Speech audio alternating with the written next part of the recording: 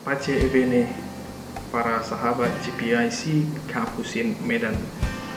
Ini merupakan hari ke-6 atau hari terakhir dari rangkaian Pekan Laudato Si 17 sampai dengan 22 Mei 2021. Hari ini kita ingin mencoba melihat satu subtema terakhir, yaitu ekologi hidup sehari-hari. Para sahabat GPIC Kapusin Medan, kalian dan saya hidup dan dibesarkan dalam keluarga dan dalam satu lingkungan. Kita dididik untuk memanajemen rumah, kamar, dapur, dan lingkungan. Yang diajarkan itu tentu bagaimana menjaganya, merawatnya, supaya tetap bersih, rapi, sehat, dan kita nyaman tinggal di rumah maupun berkegiatan di lingkungan. Di luar rumah kita diharapkan peduli dengan situasi yang barangkali kurang teratur atau dalam tanda kutip kacau.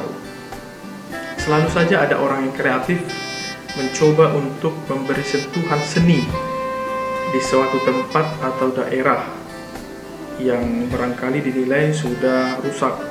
Misalnya mencat atau menempel dinding yang sudah bolong, atau menimbun jalanan yang sudah berlubang, dan sebagainya. Dalam hidup sehari-hari, tentu agama dan nilai etika juga memberikan arahan dan dukungan kepada kita masing-masing untuk lebih mengembangkan kepedulian dan kepekaan, bukan hanya kepada lingkungan, tetapi juga kepada sesama manusia. Lingkungan yang sehat dan bersih dapat lebih nyata dan dirasakan ketika banyak orang yang saling bekerja sama menjaga, memelihara, merawat lingkungan itu, dan juga sosialitas tentunya. Barangkali ada anggapan bahwa di daerah miskin dan sulit akan lebih banyak muncul tantangan, akan lebih banyak muncul ketidakadilan dan tindakan kriminal. Orang berlomba untuk bertahan hidup. Namun Paus Fransiskus melihat bahwa peluang untuk bekerja sama tetap terbuka lebar. Lalu bagaimana dengan di kota? Tentu ada kesulitan mempertahankan hidup ekologis di kota.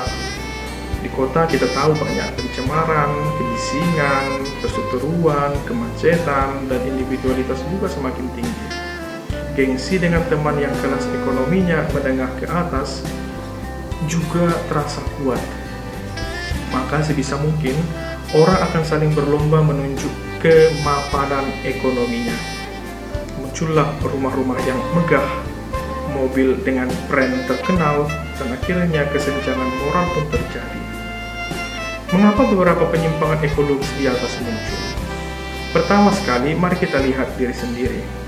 Jika kita tidak sanggup menerima diri apa adanya, baik laki-laki atau perempuan, sukses atau kurang, mapan atau belum, timbullah iri hati dan egoisme. Maka orang yang mengalami hal ini akan cenderung rakus akan popularitas, semakin mengejar, semakin mengejar. Perjumpaan dengan orang lain tentu akan dilihat sebagai suatu persaingan, bahwa dia harus kukalahkan, aku harus lebih tinggi.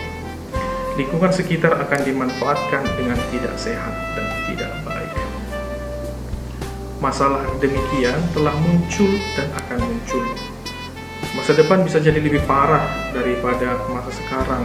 Untuk itu kita perlu sadar akan dua hal berikut ini. Yang pertama, kita perlu sadar bahwa alam semesta ini merupakan persekutuan para subjek, bukan objek. Maksudnya, manusia dan seluruh isi bumi diciptakan oleh Tuhan dengan martabat masing-masing dan punya nilai subjektivitas. Kadangkala binatang kecil pun bisa menjadi subjek, dan memang subjek yang mesti dihargai nilai penciptaannya. Jika setiap hal dipandang sebagai objek, maka terciptalah penjajahan, penjarahan, eksploitasi, dan pemusnahan.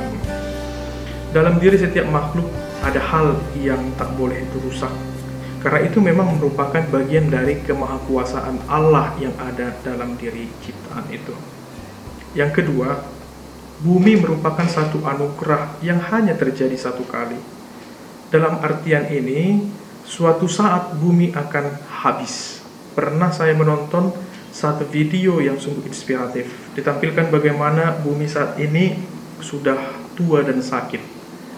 Polusi, pertikaian, ketamakan manusia membuat imunitas bumi melemah. Dan di ujung video, bumi ditampilkan mati. Karena memang unsur-unsur tadi itu menggerogoti bumi. Memang betul bumi sudah tua. Terciptanya bumi hanya sekali. Tapi apakah terlambat untuk saat ini mengobati bumi agar bumi tidak mati? Kita sudah tahu jawabannya, pasti tidak dan belum. Sebab kalau bumi nanti mati, maka habislah kita. Kita pun akan mati.